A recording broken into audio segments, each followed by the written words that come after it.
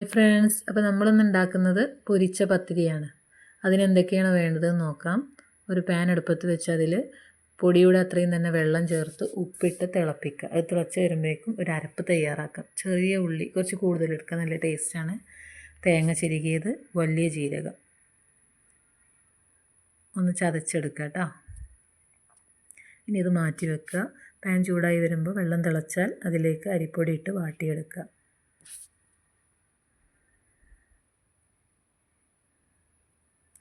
ഇനി വാട്ടിയതിലേക്ക് നമ്മൾ നേരത്തെ ചതച്ച് വെച്ച തേങ്ങ ചേർത്ത് നന്നായിട്ട് ഇളക്കി കുഴച്ചെടുക്കുക. നമ്മൾ ഓരോ ഉരുളകളാക്കി എടുക്കുന്നില്ല. ഈ കുഴച്ചെടുത്ത ഈ വലിയ ഉരുള 2 പാട്ടാക്കിയിട്ട് പരത്തിയെടുക്കുകയാണ് ചെയ്യുന്നത്. ഇനി നമുക്ക് ഏത് വലിപ്പത്തിലാണോ പത്തിരി വേണ്ടത് ആ വലിപ്പത്തിലുള്ള ഒരു മൂടിയെടുത്ത് അത് വെച്ച് കട്ട് ചെയ്തെടുക്കുക കേട്ടോ. ഇത് കണ്ടില്ലേ, ഇതുപോലെ.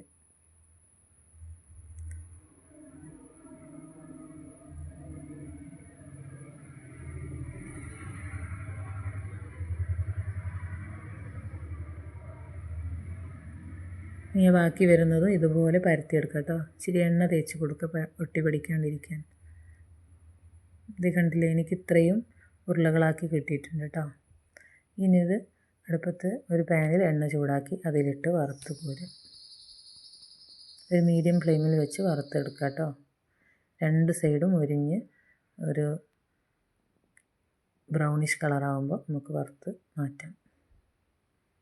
ഇത് കണ്ടില്ലേ.